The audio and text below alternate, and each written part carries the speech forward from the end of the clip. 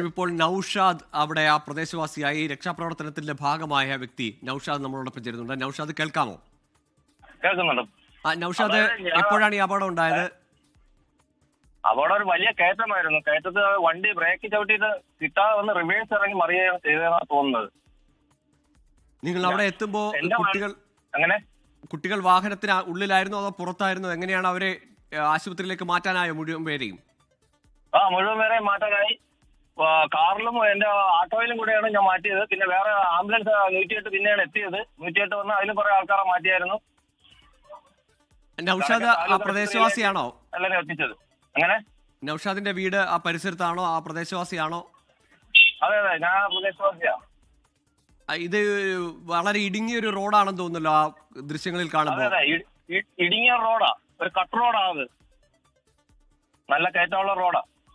Main റോഡിൽ നിന്ന് ഒരു മാറി ആ മേഖലയിലൊക്കെ ഉള്ള കുട്ടികളെ അവരുടെ വീടുകളിലേക്ക് എത്തിക്കാൻ പോയതാണോ ഈ ബസ്? അതെ അതെ, അങ്ങനെ എത്തിക്കാൻ പോയതാണ് ബസ് പോയിട്ട് നല്ലൊരു കയറ്റം കയറുകയായിരുന്നു. പക്ഷെ എന്തോ കാരണവശാൽ ബ്രേക്ക് കിട്ടാതെ വന്ന് റിവേഴ്സ് ഇറങ്ങിപ്പോയി മറിയാ ചെയ്തത്.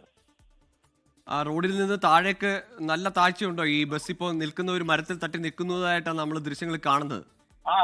ഒരു 20 അടിയോളം താഴ്ചയുണ്ട്. ഈ കുട്ടികളുടെ പരിക്ക് എങ്ങനെയുണ്ട് നൌഷാദ്?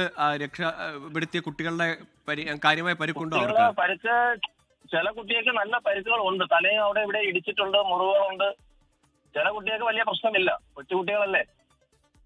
ബസ്സിൽ മറ്റ് ജീവനക്കാർ എത്ര പേരുണ്ടായിരുന്നു അറിയുമോ? ജീവനക്കാരെ കൃത്യമായിട്ട് അറിയാൻ വയ്യ. ഒരാളവിടെ ഉണ്ട്, ബാക്കിയുള്ളവർ കൃത്യമായിട്ട് എത്ര പേരുണ്ടായിരുന്നു അറിയാൻ വയ്യ അതില്. നൌഷാദ്, ഇത് കൃത്യമായി ഏത് സമയത്താണ് ഈ അപകടം നടന്നത്?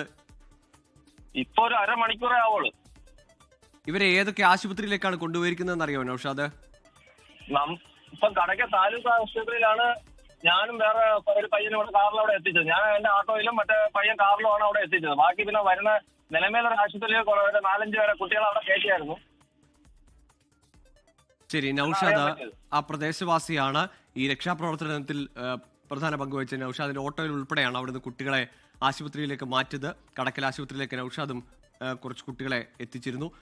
നൌഷാദാണ് ഈ ഘട്ടത്തിൽ പ്രാഥമികമായ വിവരങ്ങൾ പങ്കുവച്ചത്. നന്ദി നൌഷാദ്. ലോകത്തെവിടെയായാലും ഏത് സമയത്തും 24 വാർത്തകളും ഓഗ്മെന്റഡ് റിയാലിറ്റി പാക്കേജുകളും എക്സ്പ്ലെയിനറുകളും വിശദമായി കാണാൻ ഞങ്ങളുടെ യൂട്യൂബ് ചാനൽ നിങ്ങൾക്ക് സബ്സ്ക്രൈബ് ചെയ്യാം.